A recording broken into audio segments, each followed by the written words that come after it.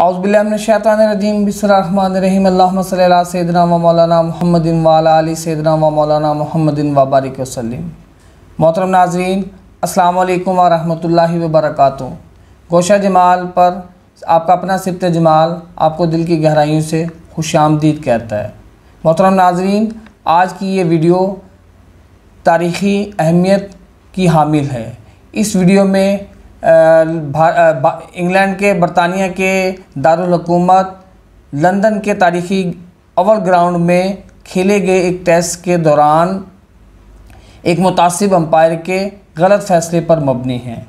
उसके इस गलत फ़ैसले ने पूरी दुनिया को हिला कर रख दिया और क्रिकेट की एक गेंद ने कई ममालिक की हुकूमतों को एक दूसरे के आमने सामने ला खड़ा किया। काबिल गौर बात है कि इस मामले पर खिलाफ तवक्को पाकिस्तान के रवायती हरीफ भारत ने वतन अज़ीज़ का भरपूर साथ दिया। इस वाक़ये ने बढ़ते बढ़ते मशरिक़ और मगरिब को एक दूसरे के आमने सामने ला खड़ा किया। तमाम तर हक़ाइक़ एक तरफ, मगर जीत हक़ की हुई और बातिल बुरी तरह से रुसवा हुआ। बातें तो होती ही रहेंगी। अब हम आते हैं अपनी वीडियो की तरफ।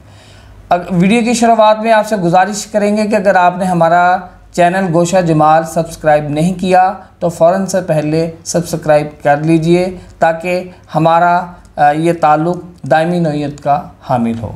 मोहतरम नाज़रीन, तासुब और वाबस्तगी बहुत ख़तरनाक और मकरूह चीज़ें हैं। अगर हम इन कल्बी बीमारियों को भयानक पर्दों से तशबीह दें तो बेजाना होगा। ये दिखाई ना देने वाले पर्दे ऐसे होते हैं जो किसी चीज़ को ढांपते नहीं, बल्कि ये अच्छे भले साहिब ज़ी होश शख्स के दिलो दिमाग पर पढ़कर उसे नाबीना बना देते हैं। अंधे तासुब की ऐसी ही एक मिसाल आज से ठीक 15 साल पहले 20 अगस्त 2006 को बरतानिया के दारुल हुकूमत लंदन के तारीख़ी क्रिकेट ग्राउंड में पाकिस्तान और इंग्लैंड के टेस्ट मैच के दौरान देखने में आई। मोहतरम नाज़रीन, वाक़या ये है कि टेस्ट मैच के चौथे दिन के खेल के दौरान ऑस्ट्रेलिया के मुतनाज़ा अंपायर डेरिल हेयर ने यकतरफ़ा तौर पर पाकिस्तानी क्रिकेट टीम पर गेंद को ख़राब करने यानी बॉल टैंपरिंग का झूठा इल्ज़ाम लगाते हुए गेंद तब्दील कर दी और इसके साथ साथ पाकिस्तानी टीम के ख़िलाफ़ 5 रन्स बतौर पेनल्टी भी दे दिए। पाकिस्तानी टीम इस झूठे इल्ज़ाम पर तिलमिला कर रह गई। इस पर पाकिस्तानी कप्तान इंज़मामुल हक ने चाय के वक्फे के बाद पाकिस्तानी टीम को मैदान में उतारने से इनकार कर दिया, मगर ज़िम्मेदारान अफराद ने उन्हें ऐसा करने से बाज रखते हुए पाकिस्तानी टीम को मैदान में जाने का कहा। पाकिस्तानी कप्तान इंज़मामुल हक ने अपने फ़ैसले पर नज़रसानी करते हुए टीम को मैदान में उतारने का फ़ैसला किया। इतनी ही देर में ऑस्ट्रेलियाई अंपायर डेल हेयर अपने साथी अंपायर के साथ पाकिस्तानी टीम के ड्रेसिंग रूम के दरवाजे पर आए और इंतहाई सख्त और तहक्कुमाना लहजे में इंज़मामुल हक से कहने लगे कि आप खेलने के लिए ग्राउंड में आ रहे हैं या नहीं। इस पर पाकिस्तानी क्रिकेट टीम के कप्तान ने सवाल किया कि आपने मैच के दौरान गेंद को क्यों तब्दील किया और हमारी टीम पर यह इल्ज़ाम क्यों लगाया। इस पर मुताज़ा अंपायर ने दुरुस्त लहजे में कहा कि मैं यहाँ तुम्हारे किसी सवाल का जवाब देने नहीं आया। इस पर यह मामला इतना बड़ा कि पाकिस्तानी और बरतानवी टीमों के खेलने की ख्वाहिश के बावजूद अंपायर ने एक तरफ़ा तौर पर बरतानिया को मैच का फातेह करार दे दिया। मोहतरम नाज़रीन, वाज़ेह रहे कि मुतनाज़ा अंपायर पहले भी एशियाई टीमें और उनके खिलाड़ियों के खिलाफ मुतनाज़ा फ़ैसले दे चुके हैं। इस दिन में मुरलीधरन के बॉलिंग एक्शन को मुतनाज़ा करार देना सरे फहरिस्त है। ये 1995 की बात है जब ऑस्ट्रेलिया के शहर मेलबर्न में श्रीलंका की टीम ऑस्ट्रेलिया के खिलाफ टेस्ट मैच खेल रही थी। इसी दौरान जब ऑफ स्पिनर मुरलीधरन ने बॉल करवाई तो बॉलिंग एंड पर खड़े अंपायर डेल हेयर ने नो बॉल का इशारा कर दिया। शायकीन क्रिकेट की हैरत की इंतहा उस वक्त हुई जब मुतनाज़ा अंपायर ने नो बॉल देने का ये सिलसिला जारी रखते हुए मुरलीधरन के 3 ओवर में 7 नो बॉल देने का इशारा दिया। बाद अज़ा ये मामला इस कदर शिद्दत इख्तियार कर गया कि श्रीलंकन क्रिकेट बोर्ड ने डेल हेयर को अपने मैचों में अंपायरिंग के लिए नाअहल करार दे दिया। ICC نے ڈیل ہر کو مسلسل 8 سال تک سری لنکن ٹیم کے میچوں میں امپائر مقرر نہ کیا۔ ڈیل ہر تعصب کی انتہا دیکھیے 1999 میں اپنی کتاب میں مرلی دھرن کے لیے نامناسب الفاظ تحریر کیے، جس پر انٹرنیشنل کرکٹ کونسل نے ان کی سرزنش بھی کی۔ اس کے ساتھ ساتھ آسٹریلوی امپائر نے بھارتی اسپنر ہربھجن سنگھ کے باؤلنگ ایکشن پر بھی بلا وجہ اعتراضات کیے، جس پر ہربھجن سنگھ نے امپائر کے خلاف قانونی چارہ جوئی کی دھمکی بھی دی۔ ناظرین محترم، متنازع امپائر ڈیل ہر کے تعصب پر مبنی فیصلے نے نہ صرف پاکستان بلکہ تمام ایشیائی کرکٹ کھیلنے والے ممالک میں تشویش کی لہر دوڑا دی۔ پاکستان میں عوامی سطح پر اس متعصبانہ فیصلے کے خلاف مظاہرے بھی کیے گئے۔ ساری دنیا حیران تھی کہ جو چیز گراؤنڈ میں نصب 26 کیمرے نہ دیکھ سکے، وہ ڈیل ہر کی تعصب بھری آنکھ نے کیسے دیکھ لی۔ اس صورتحال نے ایشیائی ممالک میں ہلچل کی سی کیفیت پیدا کر دی۔ اس صورتحال پر ICC ہیڈ کوارٹر لندن میں اہم اجلاس منعقد کیا گیا۔ اس میں رنجن مدنگالے پر مشتمل ایک ٹربیونل قائم کیا گیا۔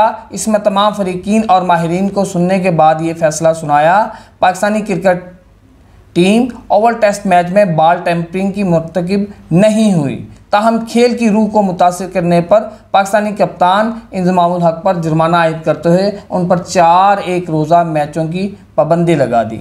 ناظرین محترم، دیکھتے ہی دیکھتے کھیل کے میدان کا یہ تنازعہ سیاست کے ایوانوں تک جا پہنچا۔ پاکستانی صدر پرویز مشرف نے انضمام الحق کی حمایت کی، جبکہ آسٹریلیا کے وزیر اعظم جان ہاورڈ نے اپنے امپائر کی طرفداری کی۔ عمران خان نے اس پر ڈیل ہر کو سفید کوٹ والا ہٹلر قرار دیا۔ بھارت اور سری لنکا کے حکام نے بھی انضمام الحق کو حق بجانب قرار دیا۔ پاکستان نے ICC کے اجلاس میں قرارداد پیش کی کہ متنازع امپائر کے خلاف تحقیقات کرائی جائیں اور انہیں بین الاقوامی میچز میں امپائرنگ کرنے سے روکا جائے۔ اس قرارداد نے مشرق اور مغرب کے درمیان فاصلے کو مزید واضح کر دیا۔ کرکٹ کھیلنے والے تمام ممالک بھارت، سری لنکا، بنگلہ دیش، جنوبی افریقہ، زمبابوے اور ویسٹ انڈیز نے پاکستان کے موقف کی بھرپور حمایت کی، جبکہ کرکٹ کھیلنے والے 3 مغربی ممالک برطانیہ، آسٹریلیا اور نیوزی لینڈ نے اس قرارداد کی مخالفت کی۔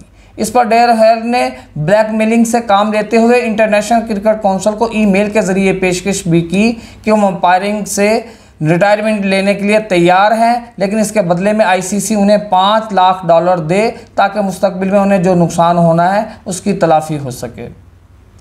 بالآخر 3 نومبر 2006 کو ICC کے صدر پرسی مون نے بمبئی میں ہونے والی پریس کانفرنس میں اعلان کیا کہ ڈیل ہر پر بین الاقوامی کرکٹ میچوں میں امپائرنگ کرنے پر پابندی عائد کر دی ہے۔ یوں ڈیل ہر اوول ٹیسٹ کے متنازع فیصلے کے بعد صرف 2 میچز میں امپائرنگ کے فرائض سر انجام دے سکے۔ یوں دنیائی کرکٹ کے امپائر تعصب کی بنا پر اپنے سفید کوٹ پر سیاہ داغ لیے ذلت و رسوائی کا سامنا کرتے ہوئے ہمیشہ کے لیے منظر عام سے غائب ہو گئے۔